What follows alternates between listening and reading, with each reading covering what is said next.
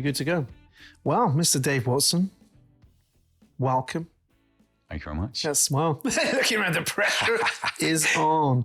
Welcome to Wisdom on Tap. Do you like the name? Yeah, I think it's cool. You've been very supportive by the show, actually, mate. I must admit, you should drop me a message. Yeah, no, I've listened to them all. It's what I do on a Tuesday morning now. Just crack on. Brilliant. You're the only person, you and Mark, that have ever listened to every podcast, I reckon. Yeah, I'm all in, mate. Producer Mark. Maybe Mark Ellis, don't know. He's been on most of them. But anyway, Dave, mate, I'm excited to have you on because I was thinking about this. We met, when did we meet? It was December 2017. So 6.5 years ago. Yeah, man. Yeah. Pretty wild 6.5 years for you. Yeah. Yeah, indeed it has. When you think about it. Yeah. 'Cause I remember meeting you. Where was it? Crown Plaza? Yeah, man. I was slightly wired. Slightly. Slightly wired. We've got to clarify for the people listening. You weren't off your face, were you? No. I was slightly wired, bumped into this random bloke in the Crown Plaza. I was tense. I was stressed, lost. And I ran into you at the Crown Plaza. I remember that, mate. It's funny how I remember certain things. When I was the very first episode, I think we're talking to Ben, and I met him at the Crown Plaza. Yeah. But it wasn't that day. I think he was before. I've probably known Ben a bit longer than him. Yeah. But I remember meeting Ben and I said, like, you like, what? Who is this dude? Like, in his flipping all beige tracksuit. Didn't look like he does now. But then I met you. And I remember the event had finished, didn't it? It was Paul's Unstoppable event. The event had finished. There we are. I'm looking around. People are buzzing about. People are going. Let's get a tap on the shoulder. It's like dead intense, wasn't you? Yeah, man. So this legit then, is it? Yeah. This shit legit like? Is it work like? Yeah. Does it work like? You know, is it worth it like? Is he like, what's he like? Is he all right like? I was like, oh my God. Yeah, it was funny that because I was like proper, I was fucked. Do you know what I mean? So I was there to like, I needed something to change. And I'd obviously seen it online and then rocked up, went out of my comfort zone the whole way through it, standing around going, fuck me, what am I doing here? And then, yeah, obviously it was all the pizzazz and all that jazz. And obviously you did a fair amount out there as well, talking and that. And I think it was your accent that I was like, he's got to be near me. Do you know what I mean? So it's like, I'll ask him the question. Got to be near me. Yeah, because, you know, at the time it was like it was a big commitment, a lot of money. Big trek as well. Bristol to Newcastle. Yeah. Do you drive? Yeah, I wanted to turn around at every junction. Like literally. Yeah. It was like a massive, so what the fuck am I doing? Come on, man. Just go. What brought you there? Fuck me. I was done. I was just like done with life. I'd had a hard time like previous year. So back in 2016, I was like done. I didn't want to be here. You know, I was on the phone to. Long story short. No, don't long story short it, mate. I've got nothing else to talk to you about. Well, it's just like... Mark, long story short, and that's a wrap, everybody. Well done, Dave. But it's like such a big story that led to it. You know, led to 2016, like the end of 2016, when I just didn't want to be here. I was being smashed by intrusive thoughts, which I didn't know what they were at the time. They were fucking demolishing me. I couldn't speak to my wife. And my wife is my wing woman. You know, she's always had my back, even when I was a massive prick before that. But because these intrusive thoughts were so personal, I didn't know who to talk to. I was on the phone to Mind for like 2 hours saying, you need to section me. I'd literally come in the house. I'd go out in the back room. I'd drink myself to sleep. And I've never been a massive drinker, but I used to binge drink. So I'll go back in a minute about the drinking affecting. Don't worry about that. But it was like, I basically had a breakdown in my mind. And then I spoke to my wife. I think I'd got in a bit of trouble around the week before her birthday, which is like mid-December. So my mind was fucking flying around. What have I done? Because I used to drink, black out, get in trouble and all this sort of jazz. And then these thoughts just come in and it was fucking horrendous. You know, they were deep, nasty thoughts. And I just thought I was I was a wrong un. I was a piece of shit. And you were about 44 at the time? 42. Oh, of course, yeah, you're 48. Yeah, my maths is struggling. Yeah, so 42, 41, 42, I think I was then. So a few years older than me. Yeah, than you are now. Of course. Yeah, and then I spoke to my wife. I remember she come back from a spin class, and it's been going on for about 2 months. I'd had a massive row with my mum in the October, and that went on. And then these intrusive thoughts come in. And I knew for a few years that I wanted to change things. I just didn't know how to do it. So I was doing a bit of self-help books and shit. But I think they were just too over my head. What was your... I was actually trying to read The Chimp Paradox. It's quite a complex... Some people who love it, or they will say, "You read The Chimp Paradox." I get that a lot. Have you read The Chimp Paradox? Dude, it was... I have, but... way over my head. I'm not sure I'm a massive fan of The Chimp Paradox. Not that the writer of that actually cares what I think about it. But. No. It's for me, it's just too complex. Just like... Yeah. And I don't think I was in the right space to be doing that anyway. So fast forward, you're driving up the... what are you driving up? What's the road up to from Bristol to Newcastle? I think I had my big... limey green piece of shit T5 high top. And what road is it? So what is it? The M whatever. What's going up there? So yeah, it's going up Newcastle, isn't it? So M1A. I don't know. So you're travelling up there. Yeah. And you're a bit a mess. Fucking wired. Yeah. You're wired out. You're nervous as shit. I bet. Yeah. Unsure what's going to happen. Yeah. You're rolling. Yeah. And then you see, what made you go to that though, out of interest? Because, we both worked with Paul, didn't we? You could obviously relate to Paul, give him his due, give him his credit. Yeah, so I spoke to my wife just after her birthday, so I said, I'm fucked. I was just crying in the room, crying my eyes out going, I'm fucking ruined. This is how it leads to it. But was that Mark's, producer Mike, equals that everyone has that kind of right moment where you think, I've got to do something. Yeah.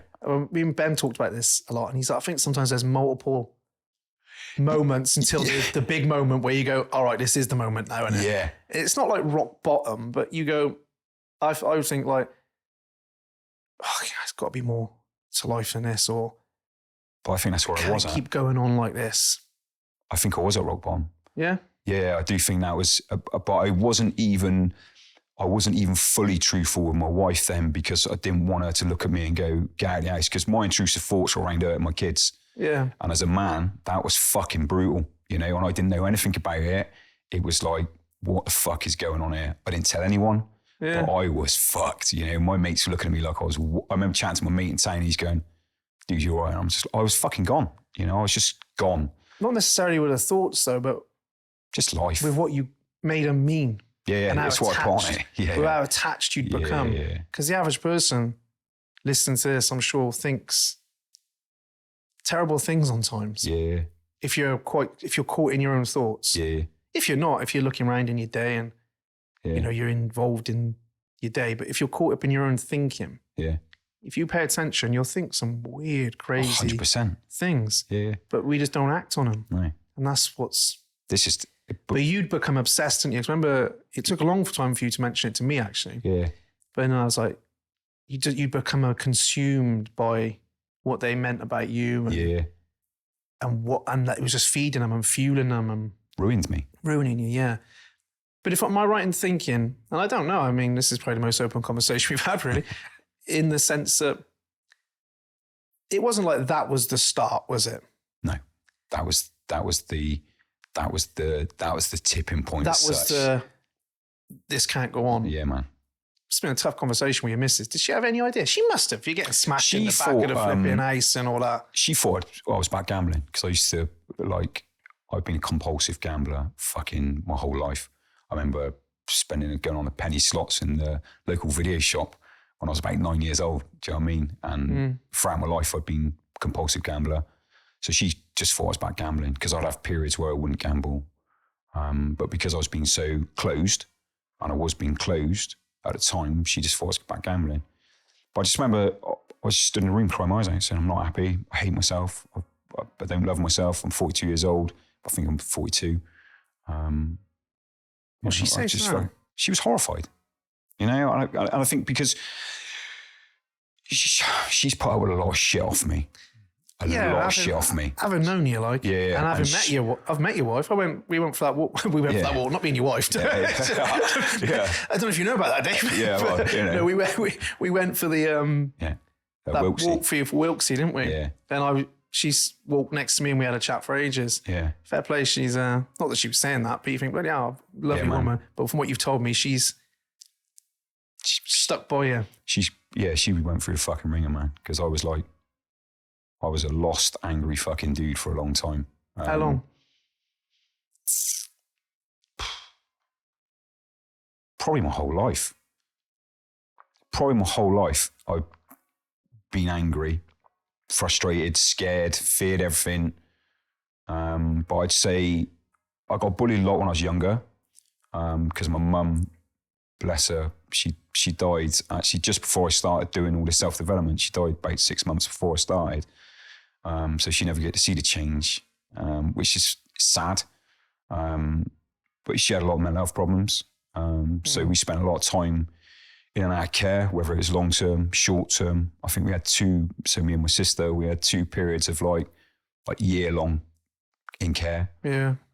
One of them it's bizarre, I have no recollection. But it was about a year. I was with my auntie. How old were you? I was at comp, so I must have been 12, 13, 14.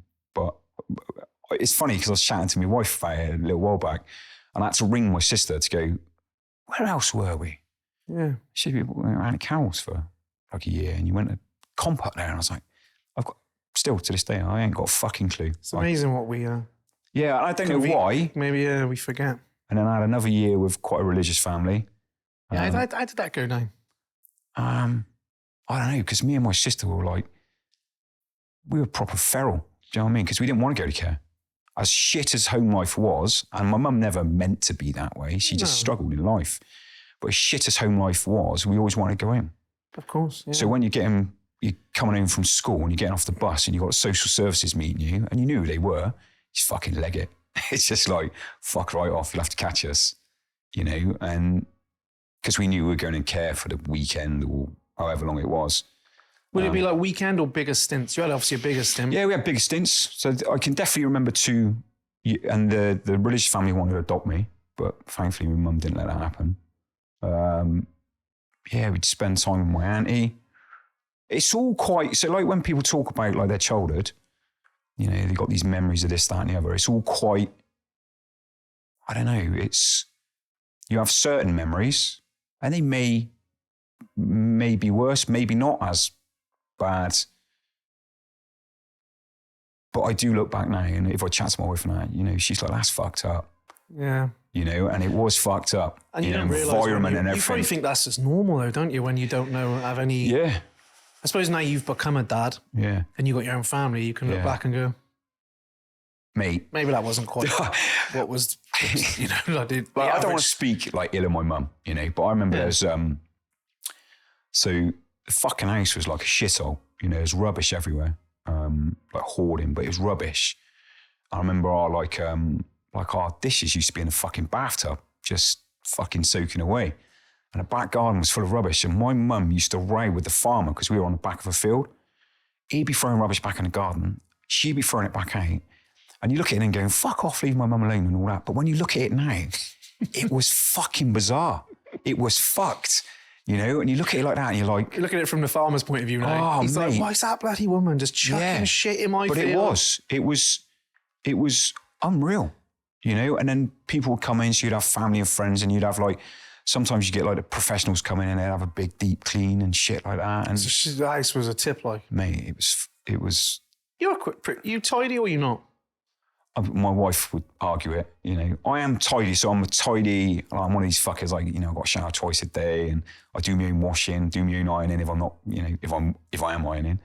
I can be a little bit lazy around the house. Do you own washing and ironing? Oh, fuck yeah, I'm ex-army, and I say. That's the same. It's got to be the army thing in you, isn't it? So your childhood was pretty... I didn't know you'd been in care till just probably a few years back. Yeah, it was tough. Yeah, in and out of care. So then you rolled into the army. I'm just trying to get a picture of it because we're talking about you arrive in Newcastle Yeah. and you're like, I'm angry. I've got these intrusive thoughts. I'm at rock bottom. Sounds like you're like, I don't want to be here anymore. You know, you broke down with your wife and you're traveling up the flipping AM, whatever. Yeah, that way. In your Scooby-Doo van. Yeah. Yeah. Fucking was Scooby-Doo van as well. Thinking like, you know. The fuck am I doing? Who is this mental Geordie? I'm going to go here. What's everyone going to be about there? Like, fair play, that takes some balls. Yeah. Do you know what I mean? But it hadn't arrived there. It's not like that had happened. For some people in life, I think generally something happens. Something happens and you go, oh, something happened, didn't it, big? Yeah. And it just spiraled.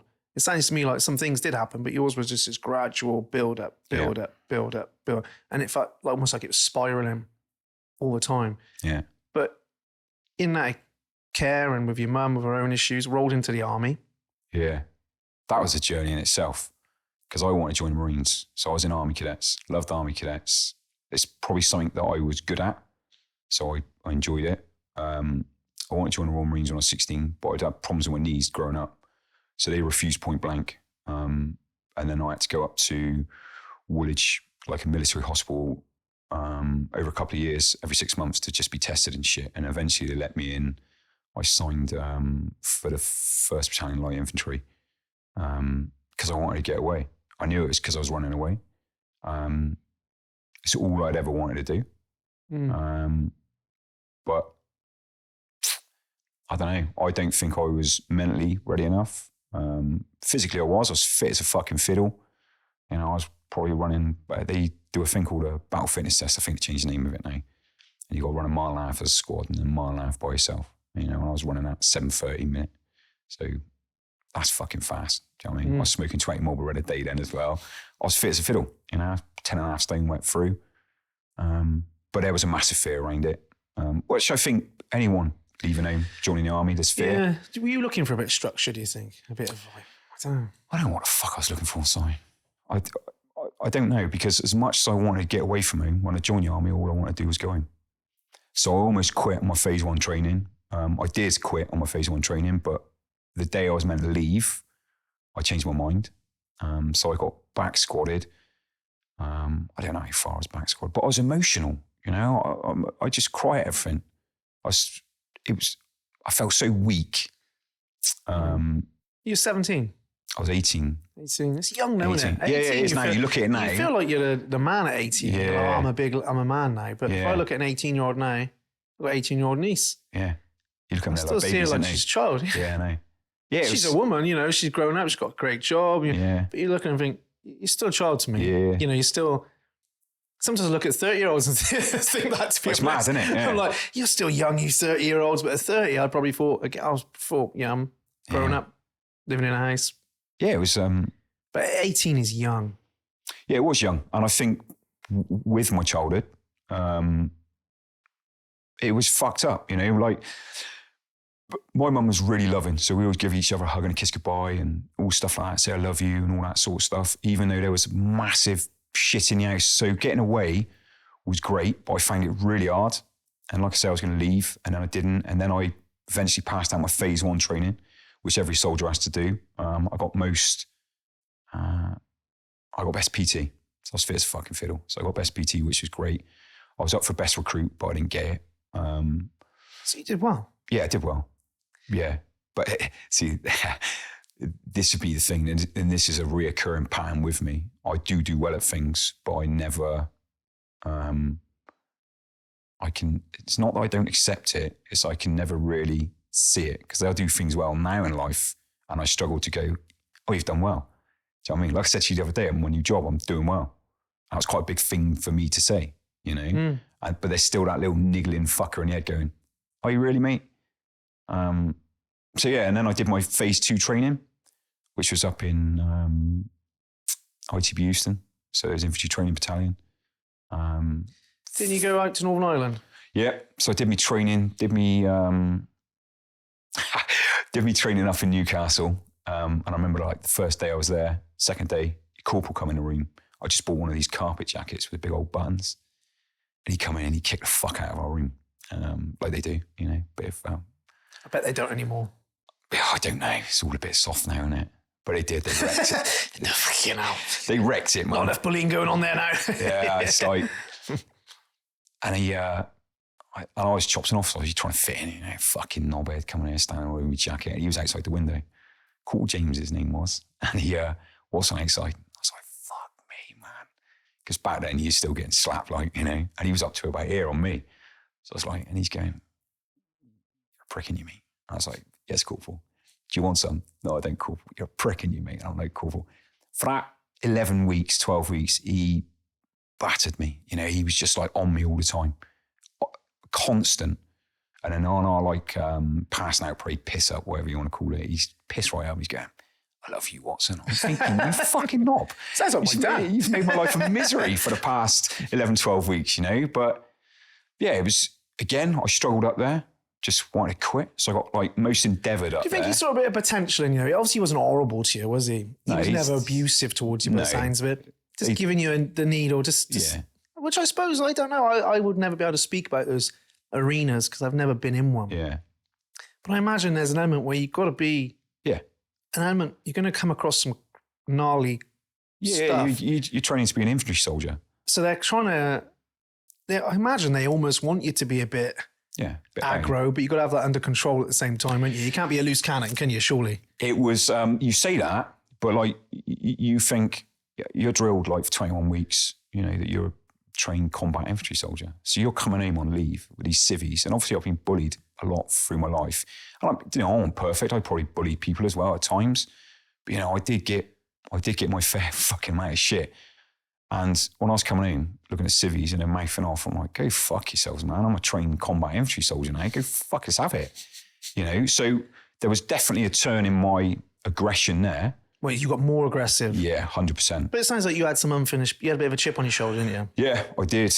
I did. I held on to a lot of shit. And, I held on to a lot of shit for a long time, man. And that's probably led me down a path of where I did become very angry and violent for a long time. You rolled out the army, didn't you? Because we'll talk about army, because we're going to do 4 episodes, aren't we? Let's be clear. So we can talk about the army. But you rolled out the army. Yeah. What made you leave the army? Medical discharge. So medical discharge. But I pushed to get out because I was bullied bad in the army. And this getting fucking bad. So it's like a repeating story. So you're bullied at school, bullied in the army. Yeah, man. And I had an option because of my niece. So you kind of went, nah. So I could have stayed in and gone in the adjutant general corps or been a fucking cook or something. But at 20, I was still 20. I was like, no, I'm an infantry soldier. If I can't do that, I won't do nothing. And because I was having such a shit time, I left. Yeah. What did you do then? Is that where a lot of your problems started when you left the army? Yeah. As in not started, but is that where it escalated and sped up? Because I always thought I'd be in the army because that's all I'd ever wanted to do. And then when that's taken away from you, and because of the medical discharge I got, which it is you can never get back in. So there's 2 types. There's a maybe, and then there's a never. And I was a never. Are they called that? I'd love it if they were. P8, you're on the maybe, P8 you're on the never. P8, P8-1, P8 something. So you come out, you're like, man, you're a bit lost, where am I going from here? I think, I don't know, but I think if you're looking at, and we're going to talk about this in other episodes, but if you're looking at why people struggle, but let's talk about specifically men, because you're a man. Yeah. You're a man? Men. You're a man. Men, man. Yeah, as far as I'm aware, Dave, you're a man, aren't you? Yeah. Man. So this feeling of not knowing where you're going, no purpose, no meaning to your life is a big issue. And I had 2, I think it's 2 or 3 months pre-leave, basically, before I left. So they were paying you. And I was home. And I think I'd moved into a flat. I was just going out and piss all the time. I was doing a bit of drugs now and then. Because I'd never done them. Yeah, doing a bit of speed on the weekend. Drinking, angry. Is that when you got slashed? Yes. Yeah, I remember you got slashed. Have you got a scar? Yeah, so I got slashed across here and then right down my face down there. Oh, you can see it, in so the light. Mark's there. wonderful lighting. Yeah. Which is very similar to the lighting in my hotel room where I look absolutely shredded. Yeah. So you got slashed. Yeah. Is that your fault? I say it wasn't my fault. It's environment. So I was always in environment. But yeah, we'd had a row. Handbags, really. It's just not it wasn't kicking off, but one of my mates had a row with this lad. It was outside the nightclub. And I think it might have been before we went in. So whether it escalated inside, again, it's quite, it's fucking August 1995 I got slashed. Come outside, I was chatting to a girl, my best mate was chatting to a girl. And he just come up to me, he said, I've been slashed. I was like, what? He said, I've been slashed. I was like, fuck off. And he just went like that and he'd been cut down there. So I said, who did it? And he pointed to this guy and I remember he had a little VW, like an orange burnt red Polo or Golf. Like Mark 1, they're worth money now, like, do you know what I mean? Yeah, but the burnt orange. Yeah. Beautiful. And I was just like, motherfucker. So I ran across the car because even by now I was angry, I ran across. I don't know how many times you've said the word angry so far, but Mark, have you got a count on that? It just gets, it gets worse. 45 angries we're 15, 20 minutes in. Yeah. Dave is angry at this point, everybody. Yeah. I don't know if you've noticed, but Dave is angry. Dave Here's what I want to know. building. You're like, my mate just got slashed in the face, so I thought, fuck it, I'm going to run over there. So, Yeah. Anyway. So he did. Ran over. What did he slash you with? Stanley blade. So it was he just had the blade in his hand. So I ran over. As I got to him, he turned. Takes the Stanley blade out with you? I know, piece of shit. You want a plaster or something, was he? No. Honestly, mate. Do you know him? No. I did know his name. I've forgotten his name. That's good. Which is good. Yeah. Because that tormented me for years because I was like, I'd drink and I was like, I'm going to torture this motherfucker and everything when I get hold of him. Because he ruined my life, in my mind, he ruined my life. Why?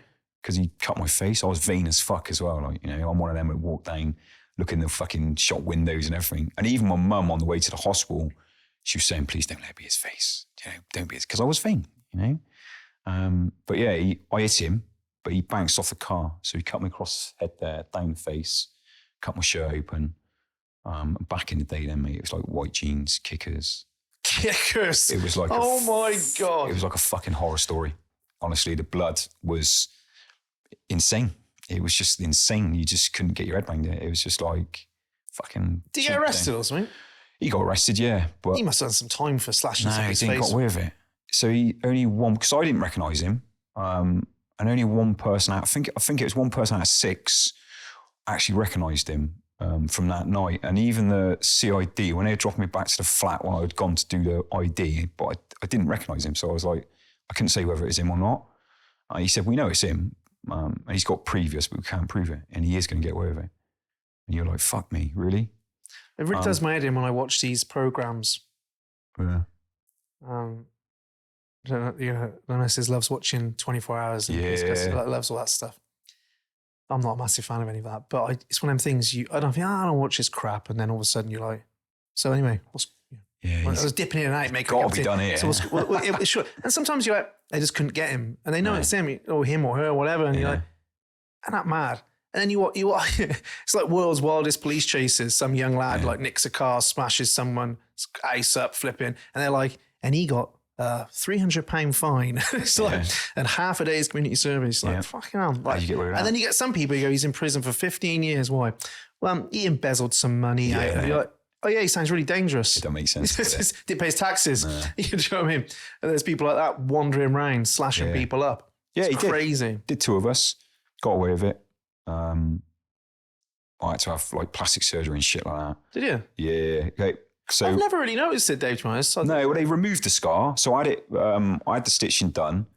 Because when I went to the hospital, they thought it was just like they were trying to do it with paper stitches, but then they realised it was almost through my cheeks. So it cut my nerves, artery. So it was like fucking caking out. I couldn't feel nothing. And then I went up to, I can't remember what it was now, Frenchie maybe, did plastic surgery. But it was really lumpy down there. So I think it was a year or so later, they cut the scar out and then they zigzagged it. Wow. So when it heals better.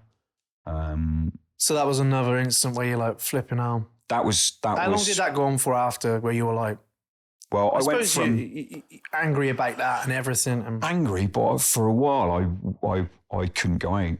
I was terrified of everything. So I was living in a flat when I moved back home to my mum's because I was terrified. I'd like go to the shops, I'd shit myself, go home. Like PTSD. Yeah, I'd say so. But the anger and all that had been building for years. And then I don't exactly know when it was, but I learned how to punch people and it worked. and then I drank too much, and I was just fucking wild. Yeah. I was wild. I was like, my best mate was funny because he was still in the army, and if he was home on leave, like my mum or my sister would call him, and he could always calm me down. But I would literally stand, I'd try and fight the police all the time. I'd be one side, I'd have about 20 of my family members the other side going, he's got problems. And I'd be like, come on, you fucking idiots, let's go. I was wild. I was just What lost. were you angry with though? Who? What? I hated him who slashed me. Yeah, but take him out of the equation. I think I hated me. So I was made to go and see a counsellor. I can't remember what age it was, 21, 22 maybe. And I had to go and see him for a year. His name was Roger. I remember his name was Roger. Was what? Roger. I can't remember his fucking surname. Roger. I thought you said his name was Roy J. Roger, something like that, Roger. He asked me all these questions when I went the first time. I basically told him to go fuck himself and walked out. And then I had to go back next week. You angry again? Yeah. Really angry. He went out and went, well, anger problem. Yeah, anger. But he was saying, because I used to so I'd never, I say I never started fights. I probably have started some fights, but I had little man syndrome. And if I felt like I was cornered, I'm going all in. And I was always fighting big dudes, and he was saying to me like, you don't want to hurt them, you want to hurt yourself. And that's all he kept repeating. You just want to hurt yourself. What do you think of that? 100%. Do you think you had a problem with authority though as well? Oh yeah, 100% I did. I had a problem with authority. I had a problem with being bullied. Being bullies. So you just were on the attack all the time? Yeah. I was like... Because, no one's going to bully someone so angry, are they? No. And it's funny because I used to see these people like in a pub and that, and everyone would say hello to him and go, oh, he's really cool and all that. And I was thinking, what the fuck am I like that? Why can't I just be calm like that? But I had this big fucking barrier down going, don't come near me, I'll punch you in the face. I didn't even know I had it. It's just like an aura I had. And I never got that when I've met you because you'd obviously... That anger had subsided, isn't it, I think. But when I met you, I feel like, if I'm in hindsight now, you'd kind of internalized everything, hadn't you? I knew. You were caught up in your own thing. You'd become... That anger had turned inward, I think, when I first met you. I knew, even back then, that what I was doing wasn't right. But I just couldn't... I couldn't understand it. I would drink to oblivion, and I knew I'd done something wrong, either through memory or I'd have no memory. There'd be a black spot in my night. So I knew I'd either been fighting, pissed someone off, said something I shouldn't have said, done something I shouldn't have done. I always knew because there'd be nothing there. And then obviously gambling is another... Gambling, I gambled, yeah. So I started gambling really heavy in the army. When I was in Northern Ireland, we were getting paid good money and I just wank it all in the machines. Wank it all in the machines? Yeah, man, just be like, that's a great saying. I'm not quite sure I've ever heard that. But that's what I do. I just gambled everything. Wank it all in the machines. Yeah. Dave, we've already got an explicit rating for this podcast. Oh, right. And here you are, coming on, wanking into machines, everything. Do you know what I mean? He's not helping us out, is he? And, Jay Shetty don't cope with this shit, mate. Jay Shetty's not, he's not, there's no one wanking their money into machines on Jay Shetty's podcast. He might do. Yeah, he might just copy and paste that. Yeah. He's like, let me know. Yeah. Yes, I said that when I was on my spiritual journey. Yeah, fuck it, you did, didn't you, Jay? I think you read that in a book. Yeah. Anyway, he's doing good things. Yeah. So you're wanking your money away into machines. Let's use that. Gambling. But I think that in itself is a big habit to break. Huge. And I don't want to dismiss that because I'm going to want to talk to you about it on these other episodes we're doing. But what I'm hearing is I met a man in Newcastle who travelled up on his Scooby-Doo van. Yeah. Wondering who was, is it Scooby-Doo where they're like trying to find out who the criminal is and he takes the mask off? Yeah. Did you do that in Newcastle? Did you say that? Did you go, oh, fuck, it's me? It's me. I am the person ruining my own life right now. No. No. Because even when I come away from that, I'm like, what the fuck am I doing? What am I doing? And you have to have that moment, don't you? But I'm trying to piece this timeline together because I think this is really, I know you now. And I'm like, well, you're in that care. Dysfunctional home. Yeah. You can happily admit that. Yeah. Looking back, you're like, wow, man. That's a bit dysfunctional, isn't it? Yeah. You're in the army. You get bullied throughout most of your life to about 20. And then it sounds like you become a bit of a bully yourself. Yeah. Let's be honest. Yeah. You know, you had this incident where you got slashed, you're angry, you're gambling, you're lost, and that spirals on. There's a gap from there to 40. There's 20-year gap. Yeah. What just sum up what went on in a few sentences in those 20 years? Because that sounds like 20 years already, but actually it's like in the space of 10 years, I'm here. You obviously met your missus. I met my missus when I was 24, 25. So I met her in 2000. Your recollection of dates is incredible. I always wanted to be like that. I'm like, yeah, I went to Newcastle. It was, 2017 I was. Yeah. I'm like, I don't know. But I was, so when I met her, I was actually engaged. And I actually apologized to my, when I first started in UB, you do all these apologies and that. And I did actually apologize to my ex-missus, because she is my ex-missus, because she put up with me when I was a fucking, like, just after I'd been slashed and everything, I was fucking murder, man. I was like proper. It's almost a wonder what people see in you. Not you, but us in general. What do you see in me?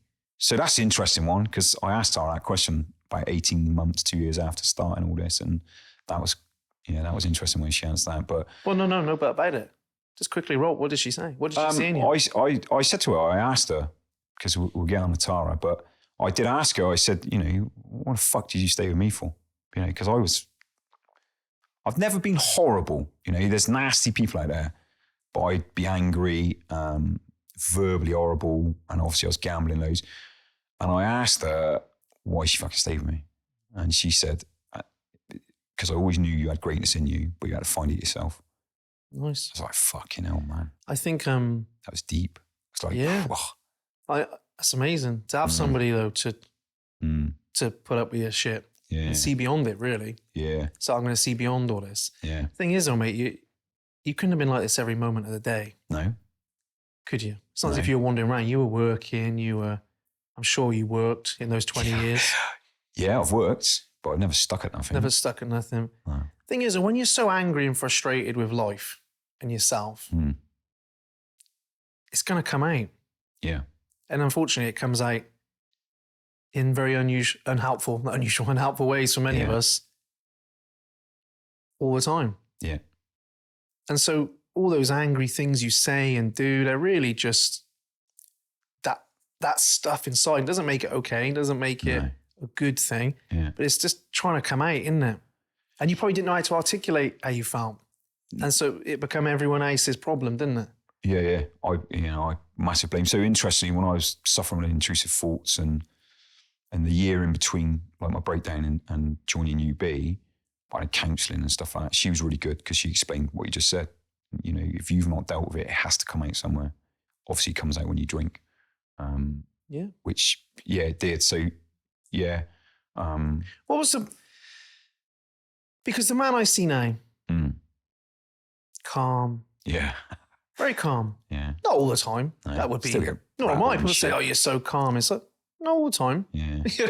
Yeah, but the man I see now, calm, helping other dudes, you're an apprenticeship in outdoor, I always want to say adventuring, but it's not. What would I say? Yeah, it's pursuits, outdoor pursuits. What a word. Yeah. You're working with kids. Yeah.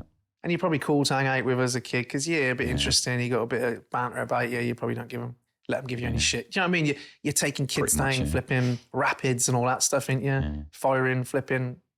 Air rifles. Axes. Axe throwing. Yeah. And so you have this, you describe all your young life. That builds in momentum. You're angry, you're frustrated, you're internalizing it. You think shit's got to change. You tell your missus, like, shit's, this is where I'm at. Was that the lowest point? Yeah, I think so. Yeah, I think so. I think it was quite dark throughout that year in between speaking to her and UB. Because like I said, I was counselling, I was on pills then as well. I went on antidepressants, which I never wanted to do. Were you drinking as well though? No, I wasn't. I'd cut back drinking then because I knew it was weird because I told Tara what was going on in the main. So how hard was that, mate? Because we're going to talk about men and mental health in all these episodes we're doing because you're a big advocate of mental health. And there's no, it doesn't take a rocket scientist Scientist, yeah. to figure out why you're such a big advocate of mental health. Yeah. And why you've got a lot of opinions on it. Yeah. From experience. How hard was it to It was... to just sort of go, hang on a minute and put your hand up? Because it was fucking brutal. there is this thing where you say, well, everyone needs to talk. And then we're going to say, well, why don't men talk? You know, if we're looking at men, because that's a big movement now, which is fantastic. Why don't men talk? I've always said I find a lot of the messaging around mental health quite patronizing. Yeah. It's like, oh, men need to be comfortable to cry and all that. But what you've described there is the stuff people don't often talk about. No. I'm angry. I'm resentful. I'm destructive. And I think there can be a lot of shame around that. Yeah. Yeah, 100%. And so we internalize and we keep it to ourselves, because if you're just depressed and low and sad because something's happened, people kind of understand that a bit more, I think. Yeah. But when it's that sort of stuff, it's like, well, God, you know, what's wrong with Dave? He's a twat, and he's going out fighting, fucking doing all this shit. What's the matter with him? He's got family. What's his problem? But there was something going on there, wasn't it? How hard was it to say, hang on a minute? I always see myself as like a man's man as well. You know, I'm ex-army, this, that, and the other. I look after myself, even my wife said to me when she first, clapped eyes on me, oh, he could look after me, so it was that thing. So when you're all stood there, crying your eyes out, fucked, not even really understanding why you're so fucked, it was fucking terrible. Do you think, go on, sorry. But I generally believe if I hadn't done that, I probably would have done something really You'd killed yourself. Yeah. I know people throw that around a lot, but do you think that was there? I think it was a very, very distinct possibility, because that's all I was thinking. So I was having these intrusive thoughts, and because I was having intrusive thoughts, then it led to suicidal thoughts. So the constant in my mind was, right, how can I kill myself where no one finds me? Like my family finds me, but I think, well, if I go off and kill myself, then someone's going to find me. How terrible would that be? I used to have constant arguments with, like, this Stanley knife that used to be in what's now my office was my work shed. I used to staring at it and I'd be like, right, cut your wrist, just do it now, get it done with. It was fucking horrendous, Now, can I sit here 100% and say I was definitely going to kill myself? Was there a point where I was going to... Well, who can say that? No, exactly. But, that was the constant thought pattern of me every single day, every minute of every day. I couldn't get away from it. I could not get away from it. And hence, that's why I had to speak to Tara. What was the turning point? Turning point was, so I went to the doctors, and it was New Year's, and they were saying, sorry, mate, we can't help. Have you thought about mindfulness? I was like, mate, go fuck yourself. I want to kill myself every day. You're talking to me about mindfulness. Funny now, isn't it? But it's like, and he said then, we got problems, haven't we? And I'm like, dude, I'm telling you now, man, you need to get me some help, rapid style, because I am not in a good spot. So pills, counselling. Then my mum died suddenly in the August, which was unreal. But she's in a better place for her. And then someone shared the video of Morty. The cliff video? Yeah, someone shared it. I think somebody shot the cliff video, sat over there. Oh, was it you? Oh, there you go then. Yeah, so I seen that. And I resonated with everything he was saying, apart from money, because I've never had fucking money. And then that, but then it was like a seminar. I think the seminar was like 150 quid or something. I was like, I ain't got that money. Fuck right off. So I wasn't going to go. And then it was real last minute. It just wouldn't go away. And I said to Tara, I've got to go. I don't know why. I have to go to this seminar. Yeah. And I did. And you did. And we met. And you worked with Paul for a while, which was brilliant for you. Yeah. That moment is a pivotal moment in your life. 100%. And I think there's that point where you go, shit needs to change. And you actually fronted up the money and traveled and all that stuff. Yeah. Makes a big difference. 100%. I think to levels of commitment. Yeah. Now people are going to argue that, the toss with me a lot. Yeah. Is in financial investment important? Yada, yada, yada. The willingness to do it's important. I've shared this in another previous thing with Mark Ellis. It's like, if you don't have the money to do it, honestly, yeah, not like you're pissing it away on other things. Yeah. You can't do it. I appreciate that. Yeah.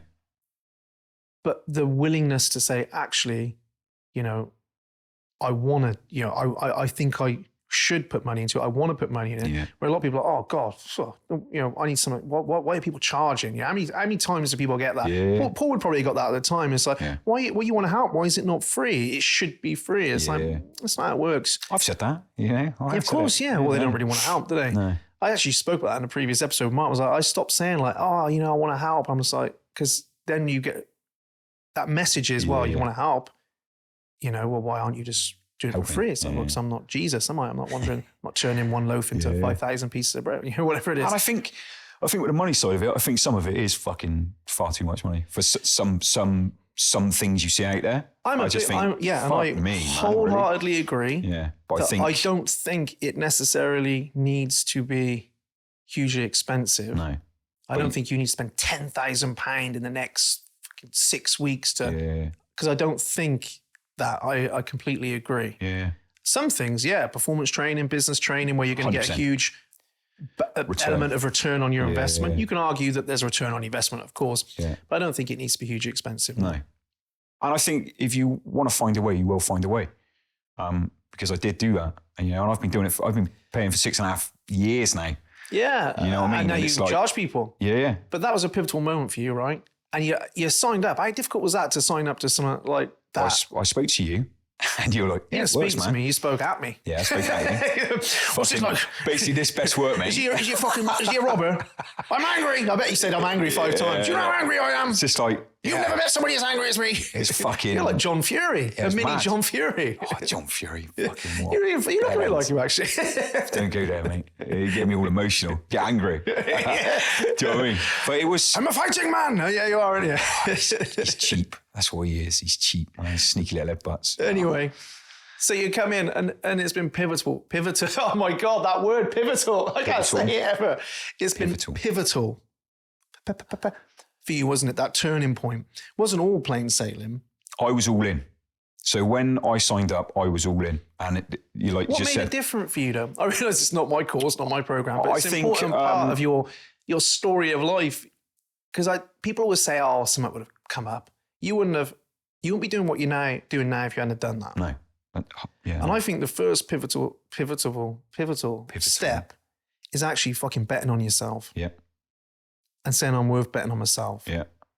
That was a key, we're going to say, a key step. 100%. For most people is like, no, I'm all in on myself here. Yeah. I'm fully committed. I'm going to bet on myself. I'm going to put some money into this. I'm going to travel. Yeah. Time is a huge thing we never get back. You put a lot of time into it, put a lot of effort into it. And you were like, I am in. And I think that moment of betting on yourself and showing up for yourself is hugely transformative for an individual. I think so. I loved everything about it when I joined it. I was scared. I was fucking scared. And I felt well out of my league. But I loved it all. I loved the community. I loved all of it when I first joined. And like you said, it probably took me 2, 3, maybe 4 years to actually see a difference, notice a difference. For you to see a difference. Yeah, for me to see a difference. I remember seeing a difference in you in those early days. Yeah, I changed. Being around that community. Yeah. I did change. But what a point to make though. Because, we're in coaching, we sell coaching, we like to package everything up neatly, don't we? Yeah. We say, well, in 30 days, in 90 days, these wonderful time frames.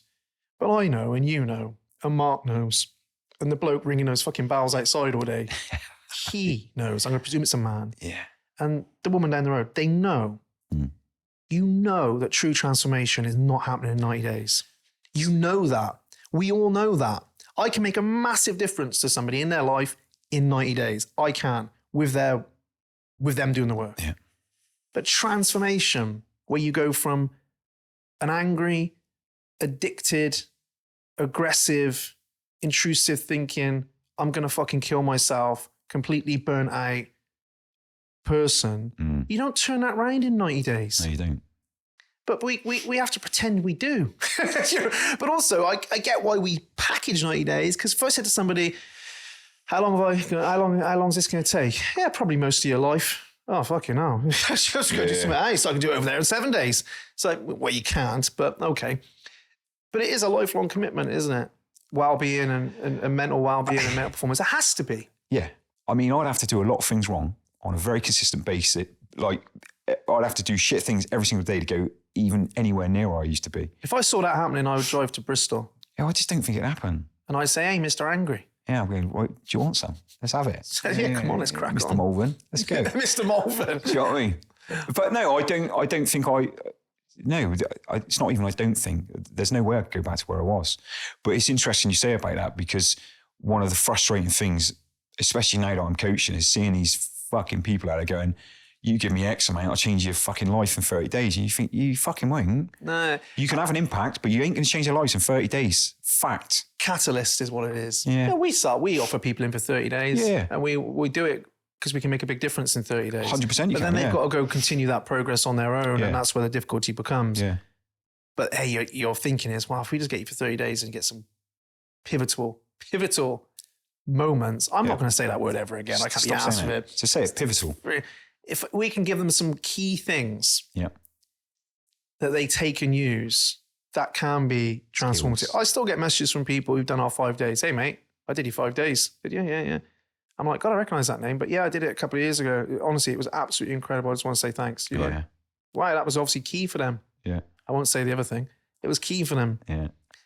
So you can be a catalyst. You can be... I totally agree. Something, but like you said, your life hasn't transformed in 90 days, is it? No. But you need all those little 90 days added up. Yeah. You need all those moments. Yeah. And so you go all in, you're shitting yourself, let's be honest. I loved it. I did love it. I was scared. I loved it. But I did. What was the biggest thing you've had to overcome in the journey from I am a mess to, hey, I'm Dave and I'm doing all right, me. What in that gap? Because there's a journey from, oh my God, childhood to I need to do something. And there's all these moments we spoke about. And then it's not just like, oh, I'm all in. Oh, and off we go. Look at me transform my life. What have you had to overcome in there? What's the one thing you think, God, this is the one thing I had to really overcome? I think it's my losing my shit, because I used to lose my shit.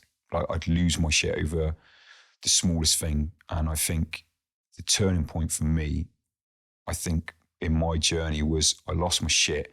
I think I've still got the voice note to you. I think it was like March 9th, 2020, I believe it was. Here he goes. Oh, Dave's I the think date. it's because it was hugely important, because I lost my shit. I'd lost my shit with a dog, but it had been that drip effect that had been building. I thought, well, I'm doing all self-development now. I shouldn't be losing my shit. I should be doing this. I should be doing it. I should have achieved this. I'm still fucking shit. I lost my rag. Tara was crying, the girls were crying, I was crying. I remember I was trying to message you and I was crying because I couldn't fucking speak, because I was so mad, so upset, so frustrated. I'm thinking, what the fuck have I been doing for 2 years? And I'm still here now. And in that moment, I made a decision I was never going to lose my shit again, like that. Now, I still get stressed, I still get irritated, but I have not lost my shit. I have not lost my shit. And I used to do that all the time. And I think that, and... Was it the losing the shit that was the problem? Or was it the way you then viewed yourself? I think losing complete control of myself, even though I probably didn't lose complete control of myself then, I still struggle to this day with, I don't know whether it's the right wording, but like I said to you earlier, there's this little niggling fucking voice that just never seems to... So I'm doing a lot of good things. I've done a lot of good things. I've achieved a lot of good things. I'm still doing good things. I've done some amazing things in actual fact, but there's still that little Keep thing. going. Yeah, there's still that little niggling voice of, who do you think you are? You know, what are you doing? Especially around like Limitless and stuff like that. It's just that little niggling. Now, whereas I used to let that overwhelm me, I'm like, fuck you now. I just carry on doing what I'm doing. But I think leading up to starting self-development, you know, I had 42 years of shit. And even though I've been doing it 6.5 years and I'm in a far better place, there is still stuff that, I wouldn't say the stuff I need to unpack, but that was a long time to be fucked. So it takes time to really unpack. So I keep pushing forwards. I don't hide from anything. I might stay away from it for a little while, but I don't hide from it. I do eventually get it done. Well, you've got to ask yourself the question. You know, who do you think? What would you have to do? Do you think, or What would have to happen in your life for you to be like, oh yeah, I am good enough to be doing what I'm doing? What would have to happen? I don't know. Yeah, you don't know, do you? I don't know. I think one of my biggest stumbling blocks, and you'll know this, is like around my money, how I view money and shit. That's a big stumbling block for me because that's not really changed in the last 6.5 years. So again, and I think that comes more to the man side of things that we're going to discuss later, just being a man. But I don't know, because when I look at what I'm doing, there's massive impact. I know there is. I see it. So when I'm talking, whether I'm talking on Facebook or whether I'm talking to my group or whether I'm talking to people, I fucking believe it because I've done it. I know it works because I've done it. And we're all different. We all do things differently. And I can be all in still on certain things. I've got better with that. But I'm still very, very committed to my own personal development, self-development, all that sort of stuff. But I think the biggest frustration I probably have is I know that when you said take a chance on yourself, it fucking works more often than not if you do take that chance. Not just talk about it, It's a bit like, but you be about it and you fucking do what you say you're going to do. Like, yeah. And again, it's like going into them old quotes in it, but doing it more often than not, because the more you see, the more you see, whether it's good or bad. Yeah, and I think one of the biggest issues can be being consistent for most of us. Yeah. Doing it consistently. Yeah. Showing up consistently. Yeah. We want to, I think sometimes we want to just tick the box, don't we? Yeah. I'm done now. Yeah. It's all good now. But life don't work like that. Life's ever changing. Life's no control over anything, really. Yeah. People say, well, anything you can control is your own self. You're like, actually, got very little control, as you have learned, in what you think. Yeah. Oh yeah. You're the last person to be aware of what you're thinking. It's massive. That was in your mind. point. Yeah. It's like, well, these things just rattle on. Yeah. In essence. Yeah.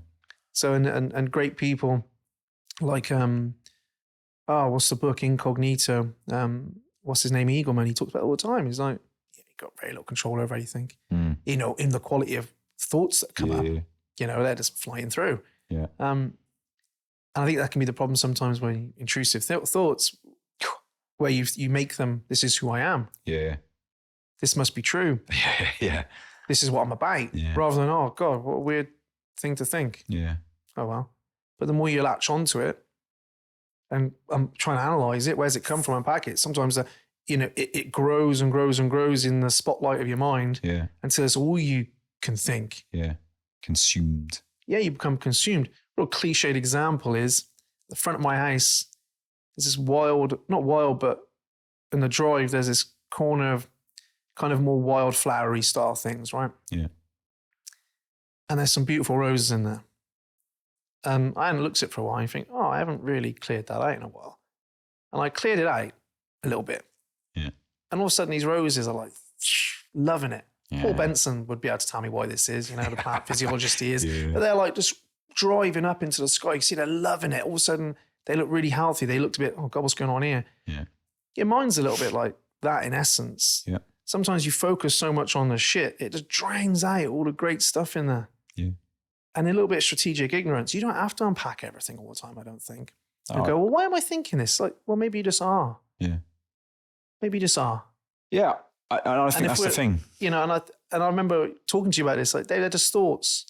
But sometimes they don't feel like just thoughts. You've got to, it takes practice and skill to step back and just go, oh God, these are just things I'm thinking. Yeah. You're not acting on them.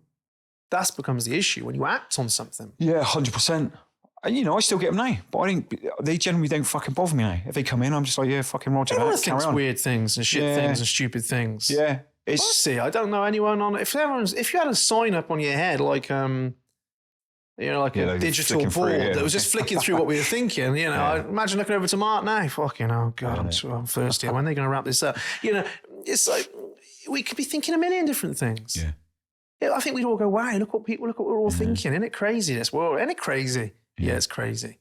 The acting on it becomes the problem. Yeah. And I think you're more likely to act on it when you're just super focused on it. Yeah.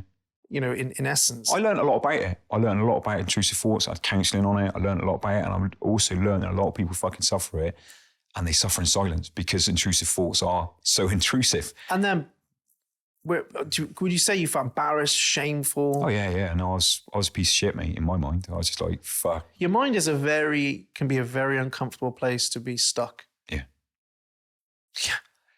Because it can come at the expense of everything that's going on around you as well. Yeah. You don't notice all the amazing things in your life. Yeah. When you're stuck in here. Yeah. So internalized. Yeah. This becomes more real out there. A bit like social media. Yeah. Think about it. You think, really, it's not really real, is it? No. If you think about it, it's not really a real thing, is it? Like, it's just like a snapshot of people's lives. It's not really real. It's this online world that's not really real. If I actually come off it, I'd be looking around my life going, this is real. Yeah, it's nice.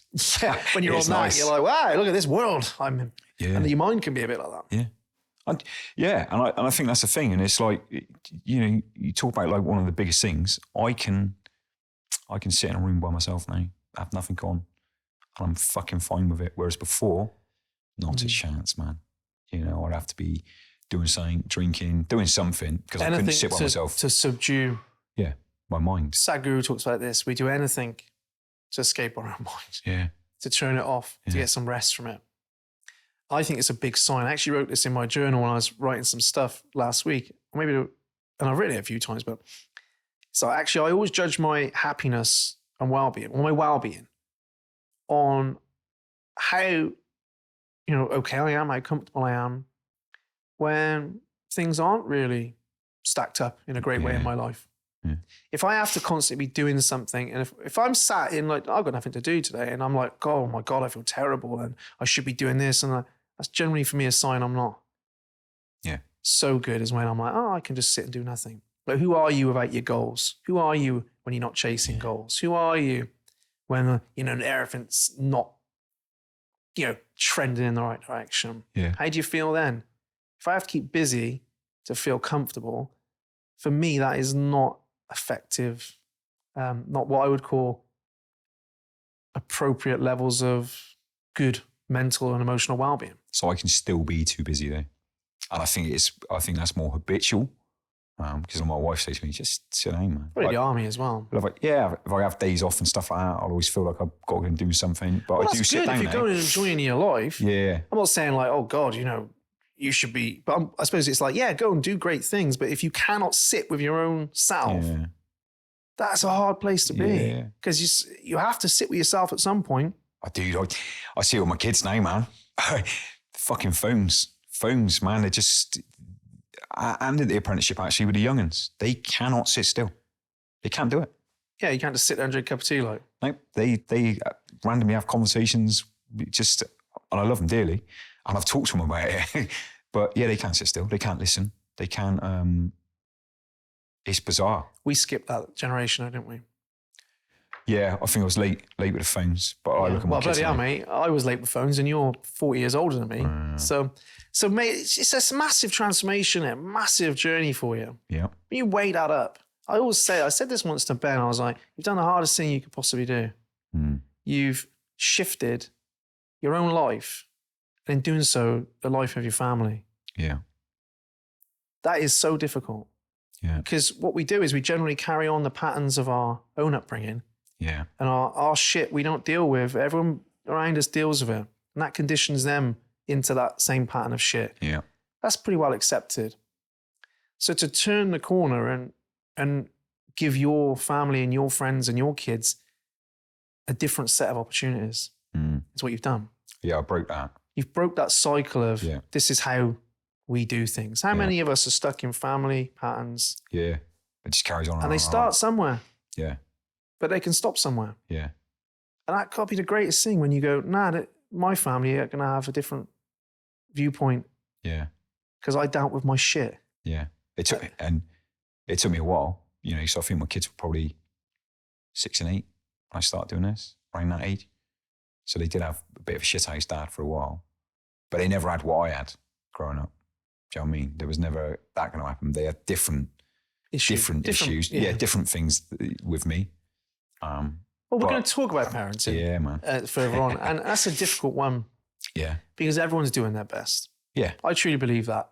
People say you can't be a bad parent. I think you can. Yeah, 100% you can, yeah. I think we just like to say that just because it makes us feel better. But then it's like saying, well, you can't be a bad partner.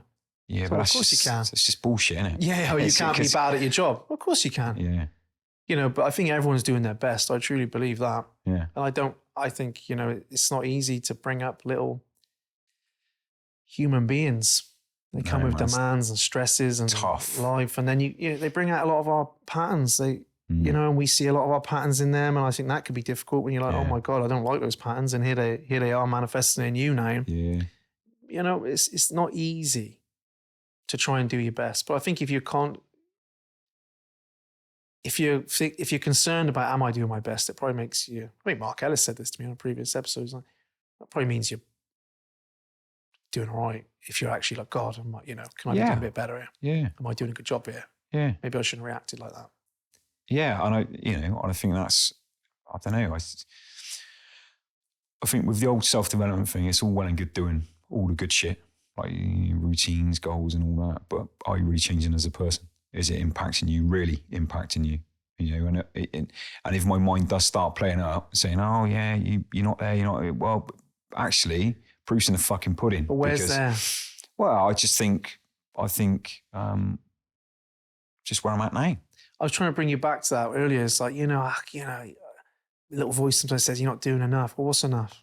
Yeah, I think, but that is a thing. Is like, what is enough? I think you have this little vision. You have an idea of where you'd like to be. And I think, it's good to have that. But if I look at where I was at, say 2016 I was chatting to my wife, right today, and I had £1 million, and back then someone said, right, you're going to feel like you do today, right now, talking to you in this room, I'd have fucking thrown the money at him. Do you know what I mean? Yeah. But I also believe that as I grow more, I want a little bit more, which is a good thing, but it's being careful on what I want or feel like I should feel like. Well, it's an interesting topic because people are like, well, when does all this stuff stop? When are you just happy? It's like, it's nothing to do with happiness. No, it's just... You can try and turn that little thing off in a human being that says, but we're trying to expand as a person. And so Dave crying his eyes out to his wife, I can't go on like this. After 20 years, like that's a fair, you did well to get through 20 years of that. Yeah. And all these patterns and your life, areas of your life were just so dysfunctional, just weren't working. Let's be honest. Yeah. Like, what was I saying? I've lost my train of thought. We're talking about when is it finished? Yeah. Like you're gonna not know the possibilities of life. No. You were just like, I just want to stop feeling shit, I'm sure. Yeah. Then you went, I don't feel shit anymore. Yeah. And life was like, yeah, look. Yeah. Look, yeah, maybe I want a bit more for my life. Maybe I want a bit more for my kid. Yeah, maybe I'm going to start pursuing that. Yeah. But when does that stop? Why would you stop? It feels great. So just keep going, I'm just seeing life open up and fold in front of me. Yeah. And there's so many different things. It's not, well, when I get there, I'll be happy. It's, I'm happy, but what? Isn't this cool? Yeah. Imagine going, I'm going to help more people with Limitless. Why? Well, why not? Everyone benefits. Yeah. It's this unfolding is the word I would look at. Whereas there's a lot of people go, no, turn that off. Just be content. I hate the word just, by the way. Yeah, I heard this. Yeah. Well, a good friend of mine I met, she's not a good friend of mine actually. Well, she is. But I had Citizen School. Yeah. Bumped into her at the spa. Lovely girl. Woman. Pain psychologist. And she was talking about the word just and how we use it sometimes. I've tried to eradicate it from my thing. Yeah. My language, and I thanked her for that because it's I'm just gonna. It's like, no, I'm not just. I'm doing it. Yeah. But I think anytime someone puts just in front of anything, anyway, I'm like, oh yeah, just eat less, just move more, just practice mindfulness. Yeah. Oh, just stop wanting more. Yeah. It's like that word is when it comes in front of anything, I think, yeah, this is bollocks. Yeah. Yeah. I think that's the thing. And I think it's interesting you say about doing good stuff and that. It's the amount of people that will do something consistently, pretty well. They'll reach a point, hit where they want to get, for instance. Stop. Go back down. I don't know what the fuck's going on. Why'd you stop doing what you're doing? You know, why did you stop doing that if it's helping you? You know, and I think there's loads of little things like, you know, we talk about like routines, morning, evening routines and stuff like that. It's just playing around with it. You don't have to be like. And also, I think they need to evolve. Yeah. I think one of the issues I see is it doesn't evolve. No. I always say this in coaching. If I'm having the same conversation with you all the time, nothing much is changing, is it? Yeah. So if I get in contact with someone and they're doing the same routine, I'm struggling. I often find they're doing the same routines they were doing 3 years ago. I'm like, you know what? You need to move beyond that. Yeah. And I think it's safe that you can drop certain things. So I don't do that anymore. Why not? Because I do some ice instead. Yeah. You know, it's this evolving of how you look after yourself. What is a routine, a morning? It's us trying to look after ourselves. Yeah. You know, we can, you know, not glorify it, but it's like, it's just us trying to do good things for ourselves. And those good things are going to change and morph as we make progress. Like I'm not training the same way in the gym now than I was 5 months ago. No. I'm lifting heavier weights. I'm doing more sets. Yeah. I'm cutting my rent. Do you know what I mean? It's like I'm not doing the same workout because I'd be bored and not going and not making progress. Yeah. But when it comes to our personal development routines, it's like, well, just, you know, we'll touch base when we talk about mental health. You know, there's only fucking so much water you can drink. Do you know what I mean? Just come on. There's so many steps you can get in. Yeah. What else beyond that? I think it's just routines, just starting your day in better fashion, isn't it? Exactly. Giving yourself a chance to just get rocking and rolling. I want to finish up with something, Dave. Because we got loads to talk about. I've admired your honesty with me here, mate. You can see you got emotional at times. You can see it, which is great because there's people listening to this. There's blokes listening to this going, fucking hell, like, I feel like that. Yeah. It's possible to create some change. We didn't really go into all the amazing things you've done. We will in other episodes. Yeah. But bloody hell, like I've struggled with anger and, you know, I think that's a big issue we need to talk about specifically, not just with men, women as well. The amount of women who are actually fucking angry and frustrated, but don't, you know, that's really toxic to feel, isn't it? You know, overcoming those kind of issues, having to have that tough conversation, putting your hand up, knowing that there's people out there who give a shit as well. Yeah. Like, there's people listening, I know, because people get in touch with me and they do with you. Yeah. That we don't often talk about that. We don't often hear those stories from what I would call like working class people. Yeah. It's usually like something on the end of this. Yeah. Now a lot of podcasts are celebrities, aren't they? And they've had tough times, I get it, but it can be hard to relate to. Yeah. Well, a lot of them now are about crime, I noticed, which is amazing. It's like everyone loves to peer into the crime world, you know? Yeah. You know, like the James English one and stuff. Brilliant. But I think to hear somebody like yourself go, yeah, I was in the army, I was in care, I was addicted to this, I was angry, I got slashed, I had PTSD, I couldn't leave my house. Not for 5 years, but for 20. And it built to a point where my whole life had spiraled out of control internally. Yeah. And I didn't know what to do. Right. And I didn't know how to solve it. And that feels helpless. Yeah, man. It does. And then to roll forward and to see where you are today, calm. Yeah, it's pretty cool. For the most part, helping other people. We'll delve into that in other episodes. You've got Limitless, you know, coaching men, the community in there. You've been doing outdoor events with people. That's cool. All these things you're doing now. Yeah. The fact that your kids get a better shot. Yeah. That sounds, not having to imagine, you know, putting up with dad still like this. Yeah. You know, what impact does that have? So all these things, mate, and you've turned that corner. And I think the hardest thing is that initial, the shift. It's like something that clicks, isn't it? Where you go, oh no, I need to do something. And credit to someone like Paul. Yeah. Putting that message out there. Yeah. 100%. That's needed. Yeah. I don't know if it's still the same message, but it certainly was. Back then it was, yeah. And it was impactful. Yeah, it was, yeah. Definitely. The rawness. I think sometimes you probably saw a man there who got raw on camera. And that was very different to the counsellor, who's great, but it was just a bit more professional. Yeah. People have often tried to professionalise me. Yeah. But sometimes you lose your relatability. You turn into one of those professionals. Yeah. And I had years of counselling as a kid, adult, everything. And she's probably the only one that had any sort of impact on me because she was specific. But I'm not also, knocking it. You probably needed all that. I don't like knocking counselling, not that you are, but I think sometimes people I didn't get anything out of it. So maybe you've got something out of it, right? Yeah. Maybe it helped you a bit. I think it's time and a place for everything. Yeah. I mean. And obviously sometimes help doesn't look like that worked for me. Why? Because I had this massive shift. Yeah. you could say, oh, that worked for me, massive shift. But actually, so it's like losing weight. Sometimes all of a sudden you have this big drop of weight. Is that because today you ate well, or is it because for the last flipping 3 weeks when nothing was happening, you were really taking care of yourself? Yeah. Maybe that work, which showed no fruits, suddenly showed up here. Yeah. So I think sometimes it's there. Yeah, man. What would you say is your overarching message, just quickly, how, for men in particular, or even a woman that listens to this who feels like they're in that situation where they feel like they're stuck in their head and what's the fucking point of this? It sounds a little bit like corny, doesn't it? But it's just like understanding there are people out there that will help you, even though you can feel very alone. And that was one of my biggest overriding things. Even though I was surrounded, I was fucking alone, man. So I believe that as long as you ask for some help somewhere, and then you start doing some work, and that doesn't mean you have to go all in and fucking get up at 4 a.m. in the morning and start grinding and shit, but you have to do something and you have to start moving forwards, and you got to understand that it takes time. It's not instant. And you got to do you know, but a better version of yourself. And you'll learn that as you go along.